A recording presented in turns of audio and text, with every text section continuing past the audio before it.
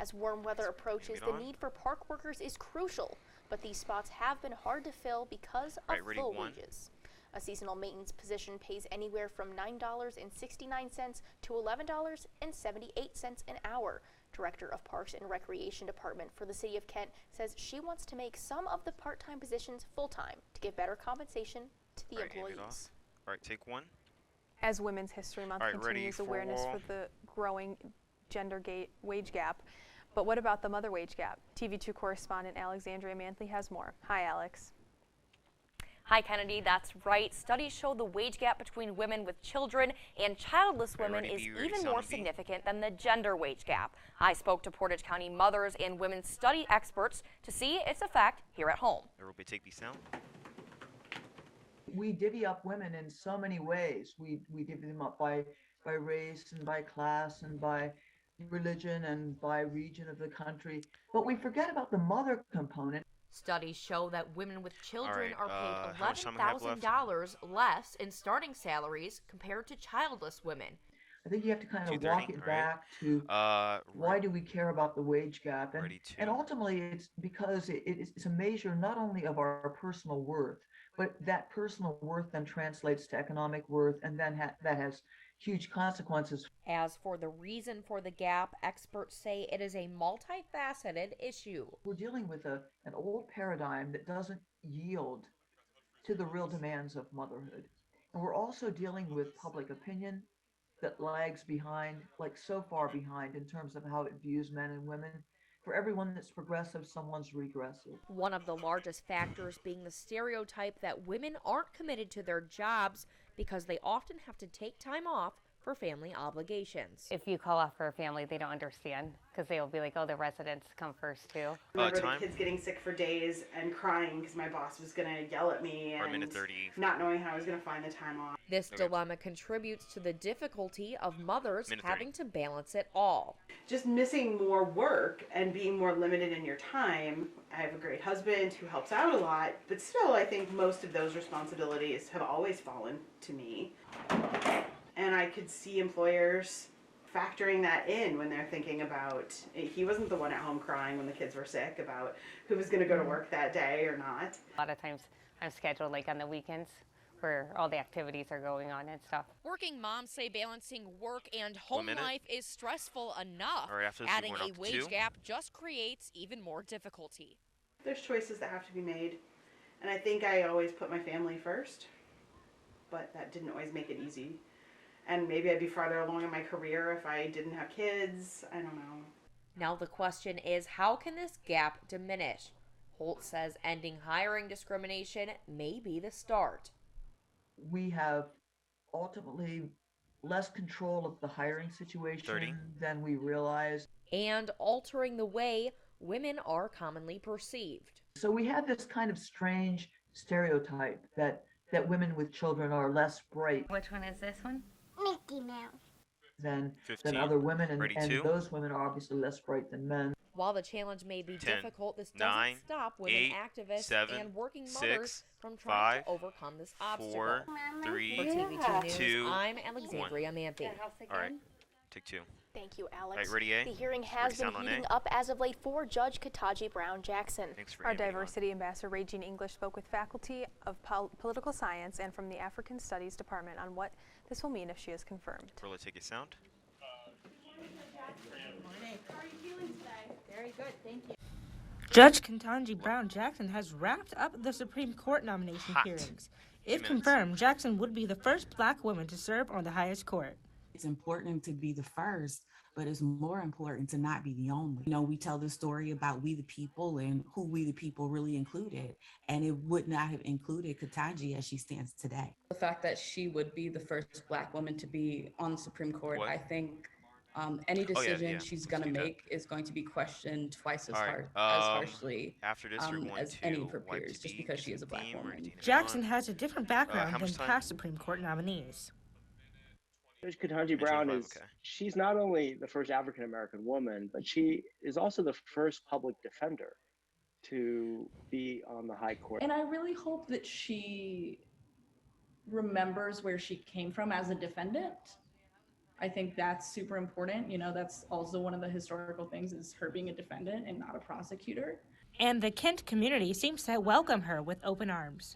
Judge Ketanji Brown really shined today, and I believe that she will be nominated successfully to the Supreme Court. Some Kent State students were able to be in Washington, D.C. for the hearings. I immediately noticed when she walked into the room, she just seemed very calm and collected. I think she presented herself in such an eloquent way, in a classy way, that is sometimes lacking in politics. Just being able to witness history being made firsthand was just really amazing. I just feel really grateful to have gotten the chance to really see that. Experts say they have certain expectations for when she takes the stand.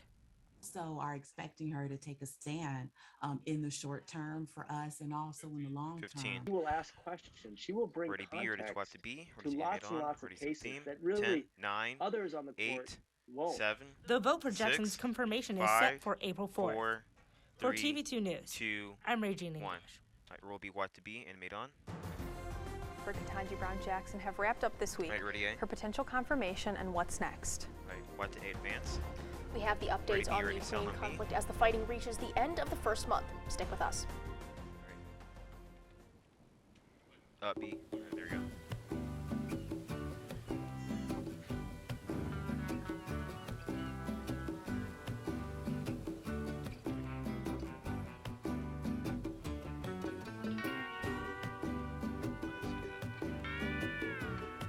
All right, how much time?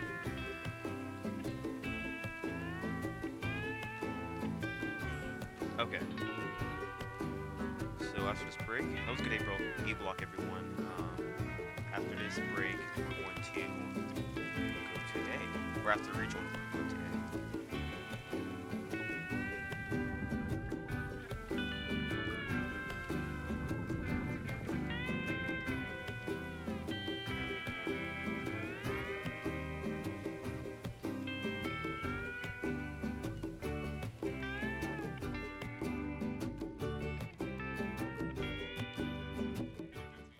Brushy, brush, brushy, brush, brush your teeth.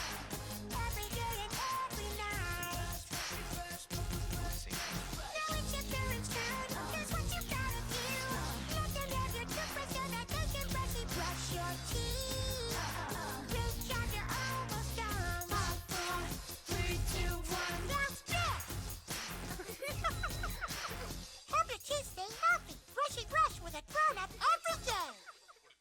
I rescued Toast from a shelter in 2011. I love Toast because she's a lazy diva. Toast does whatever she wants, obviously. She's sleeping right now.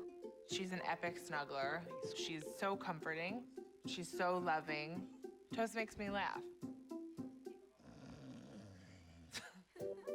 When I walked into the shelter, I knew right then that she was special.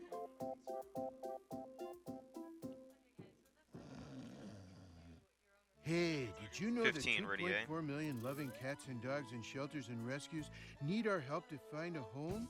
Go to theshelterpetproject.org and search your local shelters and rescues. Go for a cuddle with your next best friend, a dog. Tomorrow's news leaders. Today's top stories. From an award-winning student newsroom. This is TV2 News, truly Portage County. Welcome back. Judge Ketanji Brown Jackson finished confirmation hearings on Thursday after spending several days fielding questions from senators about her prior rulings as well as her own personal morals. Despite the harsh nature of the confirmation hearings, Jackson will most likely be the first black woman confirmed to the Supreme Court, as she has the backing of the entire Democratic Party and throughout the hearings gained the support of several Republicans as well. All right, take one. And Ohio U.S. House Representative Democratic Joyce Beatty testifies at Jackson's confirmation hearing Thursday. Beatty told the committee Jackson's confirmation should not be based on her race and gender, but what makes her qualified for the position. Beatty also said Jackson's confirmation would send a very impactful message to black women and little girls. Beatty's congressional seat is up for election this year, and she is rerunning for the quickly approaching May 3rd primary. All right, Rule B, take B. A White House committee investigating the January 6th riot has announced it has text messages from former Chief of Staff Mark Meadows and Virginia Thomas, wife of Supreme Court Judge Clarence Thomas. In the messages, Thomas asks Meadows to continue pushing claims of voter fraud and prevent the election's certification. After this news broke, it was announced that Judge Thomas was released from the hospital after suffering flu-like symptoms. All right, watch 8 advance. Madeleine Albright, the first female Secretary of State, passed on Wednesday after a battle with cancer. Albright served under President Bill Clinton as Secretary of State, but was also his U.S. ambassador to the United Nations. Flags across the country are being flown at half-staff to honor her life, and the United Nations held a moment of silence in her honor. All right, what to be advance? Biden is on an emergency trip to Europe right now to meet with NATO and European Union partners to discuss the next phase of responses to Russia's war in Ukraine. CNN has sound more. on A. Oh, roll 8. NATO has never been more united than it is today. At NATO headquarters, high-stakes emergency summit. World leaders unveiling the next phase to hit back at Moscow. Putin is getting exactly the opposite of what he intended to have as a consequence of going into Ukraine. Fresh sanctions are on the way as world leaders aim to tighten the economic noose on the Kremlin. Allies sending Ukraine new military assistance. And on Europe's eastern flank, NATO bolstering its own defense. No matter how this war ends, the security environment here in Europe has changed. But Ukrainian President Vladimir Zelensky is pleading for more. I just want you to know that the alliance can save Ukrainian lives from Russia's strikes. On the front lines, rubble and human devastation. Widespread destruction and deserted streets in the once thriving port city of Mariupol. A teen witnessing the death of his mother. I just remember, like, I woke up in the road, I see the broken car, and I see like my mother going in fire. A month into the invasion, Ukrainian troops counterattacking. A U.S. official says the Ukrainians successfully pushed back Russian troops outside Kyiv. The Ukrainian Navy says it has destroyed a Russian warship. And in Russian-occupied Kherson, a Ukrainian flag draped over City Hall, a symbol of hope and defiance. 4, 3, in Washington, 2, Isabel Rosales. 1. All right, what to be? Over the course of 2 days in Poland, Biden is expected to meet with some of the 3.7 million refugees who have been forced to flee Ukraine. Biden will also meet with Polish President Andrzej Duda to discuss the worsening humanitarian crises in the countries surrounding Ukraine. As Biden departed for Europe on Wednesday, the United States officially announced that Russia has committed war crimes. Ready? Oh, no. Okay, ready, A? President Biden has arrived in Poland, and he is working with other European countries to reduce their dependence on Russia for oil and gas. Ukraine is also trying to occupy some of their towns and set up defense positions 35 kilometers east of Kyiv. Ukrainian forces are working to push back Russia. However, an official in Mariupol confirmed that 300 people died last week on the attack on the theater. They also said Mariupol has been destroyed and will take years to rebuild, according to the city's mayor. All right, roll B. Wipe to B. As Ukrainian resistance to Russian invasion grows, President Joe Biden stated that he believes President Putin will begin resorting to cyber attacks on the U.S. This statement came after Biden's administration announced that it had intelligence regarding possible explorations of cyber attacks on, quote, critical infrastructure, but that there was no clear threat present. All right, roll A, wipe to A. The Chinese foreign minister and India's minister of external affairs met Friday to discuss withdrawing troops from the Himalayan border. China and India have fought this war for many years, but after Russia's invasion of Ukraine, the countries are facing international pressure from the United Nations to resolve the conflict. There have been nuclear weapons at the border, and 20 Indian soldiers and 4 Chinese soldiers have lost their lives. Roll B, wipe to B. According to North Korea state media, leader Kim Jong-un was on hand to watch the launch of the biggest intercontinental ballistic missile ever made by the North Koreans. In the first such test in 5 years. If fired on a standard trajectory, experts believe the so-called monster missile could travel more than 8,000 miles. South Korea, along with the U.S. and Japan, condemned North Korea for violating UN sanctions. Really wipe to A. The Biden administration announced Thursday that the overhaul asylum process along the southern border has finalized its regulations. The Department of Homeland Security asylum officers had to approve or deny requests from U.S. refugees for migrants. The new policy will give migrants the opportunity to have their claims heard by immigration judges instead of asylum officers.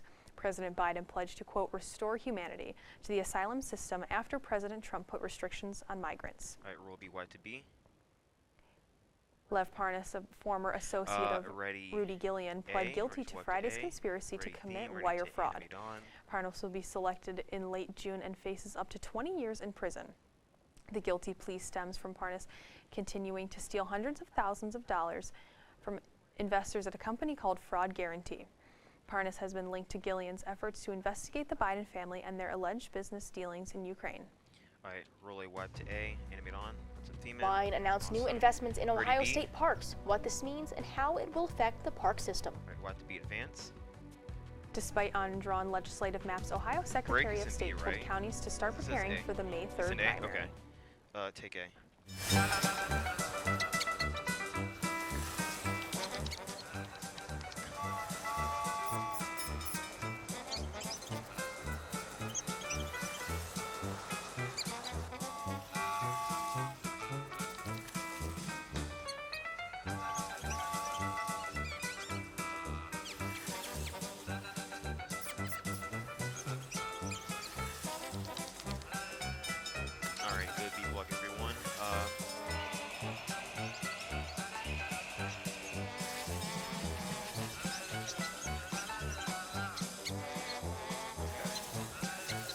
After this break, we're going Kids will spend 15 minutes watching online videos like this one. Brushing for 2 minutes now can save your child from severe tooth pain later. 2 minutes, twice a day. They have the time. Okay. So, I just moved in with this family, and it's embarrassing. The little one, he likes to go outside and crawl around in the giant litter box. I don't know what he's doing. I mean, I was born and I knew how to use the litter box. Look at that. That's disgusting. Oh, yeah. Poop already. You're making me nervous. What's going on? Okay, I can't look at this anymore. We're I really hope he grows out of this for his sake. Gotcha.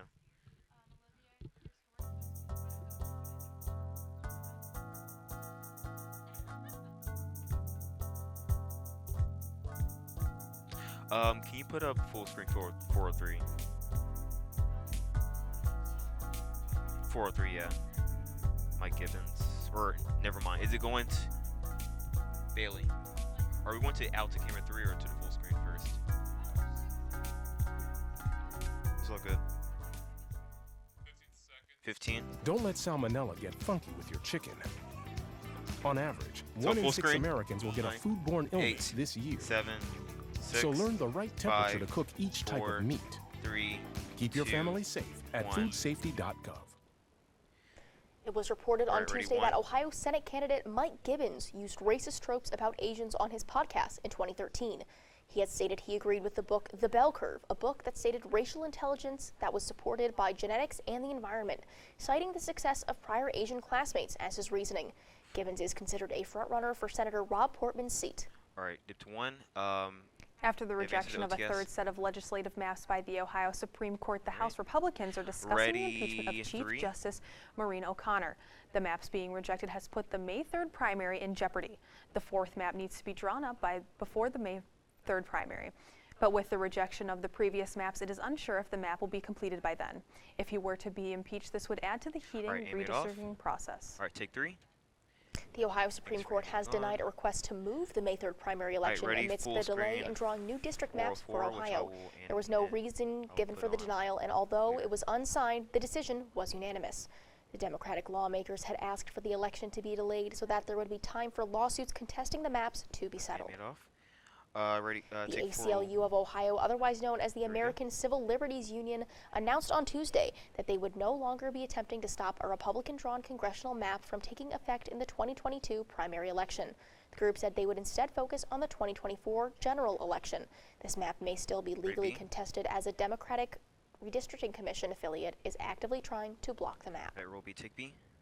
Wednesday night, Secretary of State Frank LaRose issued a directive giving the state's 88 counties Board of Elections the okay to move forward with the May 3rd primary election. A statement from LaRose said the General Assembly is to move the primary election to a later date or hold 2 separate elections. They have also estimated that having a second primary election would cost anywhere from $20 million to $25 million. All right, take CG1. At the Republican debate, 61.5% said they would be more likely to vote for a candidate that Trump endorsed. Josh Mandel said he feels the election was stolen from Donald Trump, and he said he is doing everything he can to earn Trump's support. At this meeting, they also discussed the Russia and Ukraine war impact on gas prices in Ohio. All 5 candidates at this meeting said the increase in gas prices was caused by President Joe Biden. All right, take 3. A second grand jury has declined to indict Deshaun Watson on sexual assault allegations. Watson took part in a press conference today after the announcement that he would be the new Cleveland Browns quarterback. At the conference, Watson stated that he had never assaulted a woman or disrespected any woman. Watson is still facing 22 civil cases alleging sexual assault from previous massage therapists. All right, roll a ticket. Governor DeWine delivered his State of the State address earlier this week. He laid out his plan for 2022 and more. His main points were about funding, police training, growing state parks, and leveling rural application. He also talked about a renewed focus in mental health due to high suicide and drug overdose rates. DeWine is running for re-election and faces 3 Republican challengers. All right, wife to be advance. Thanks for theme. And with spring season approaching, so is tax season. Coming up, we have more on what politicians are doing to urge college students to file their taxes. Oh, never mind. B. What's going on? Oh, it's an A. Okay.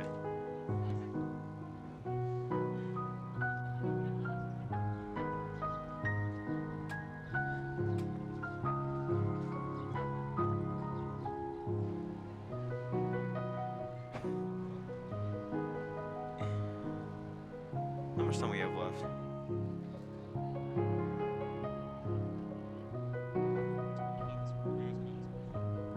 Just for the break in general. Okay. Alright, ready, B.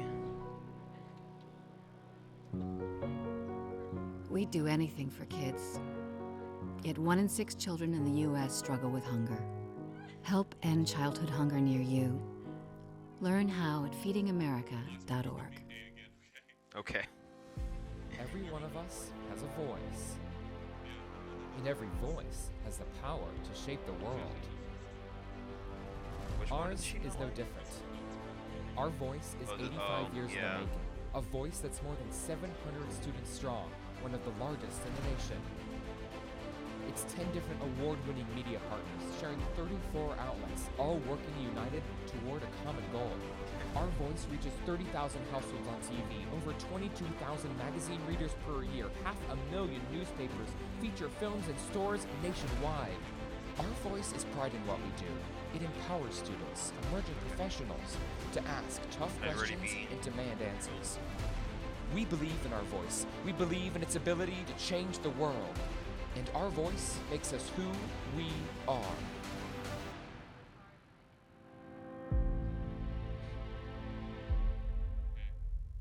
I'm heading out, man. You want to ride? 15. No, I got my car, but I actually really need to go to the bathroom. 6. Dude, are you okay? 5. I am definitely buzzed. 3. Yeah. I think I will take this, and I will take that ride home. Well, tax season is almost over, but you still have 3 more weeks to submit your tax returns. The deadline is April 15th, and you should receive your return in 21 days if you file electronically. So take some time over spring break to do so. Make sure you get your refund before you have refun on the beach for spring break. All right, get to 2. I have not yet submitted my tax return, unfortunately. No. I know my mom was telling me I need to, but I did not. We'll make sure that you do so over spring break. Take some time. We got a nice long week. I don't think it'll take that long to submit your tax returns. Online it says it should be a very quick and easy process. Yeah, I'm hoping so, because I feel like that's definitely something I need to learn. I feel like something I should have been taught maybe when I was a little younger. So a tax class would have, I would have benefited from that in high school, certainly. I would have loved a tax class, or like adults, like how to pay bills class would be very beneficial. What is a mortgage? How to submit tax returns. Yeah, how does that work? That would be a very good class to have. I would definitely take that if that was like an elective, because I feel like that's very beneficial. I spent a lot of time in gym class, but I don't know how to pay my taxes. That about wraps up this week's episode. Thanks for tuning in. I'm Olivia Sharp. And I'm Kennedy Gotham. Have a great weekend, Portage County. All right. Spies. All right. Oh, yeah. Olivia, say hi. All right, never mind. All right. You ready? Ready to say hi, everyone? Say hi. Alright. Station ID. Ready, B. Oh, A. Oh my gosh. Okay. Yeah. This is Portage County's TV2, broadcasting from the campus of Kent State University. Streaming online at kentwired.com. Really? Hayden, I can't speak. Who's gonna if I can't speak? Okay. I mean, I think the obvious decision is that I'm going to be the voice. I am, an ex-theater major. Whatever, an ex-theater major. I am a theater major. I have a theater performance minor. Mine is just as important. I bring the entertainment to this show, so go ahead. Obviously, it should be me, because ain't nobody as fierce as I am. Oh, no. It should be me, because I'm a freshman. And obviously, freshmen are more important, right? No, it should be us, because we're the oldest. Exactly. And we have Andy Joe. Hello.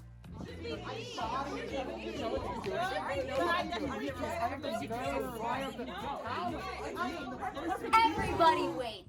The only voice that should end this commercial is the College Voice, Fridays at 2 p.m. Now say it with me. Watch the College Voice on Fridays at 2 p.m.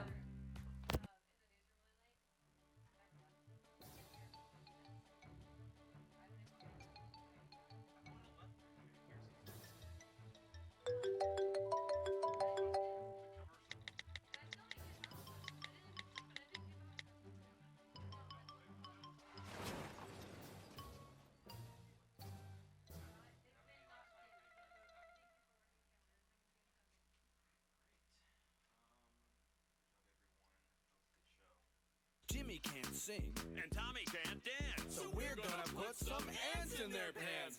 Aww. Kids will spend 22 minutes watching us, the super duper party troopers, sing about ants in their pants. Isn't that funny? Ants in their pants, they got ants in their pants, they've got ants in their pants. Brushing for 2 minutes now can save your child from severe tooth pain later.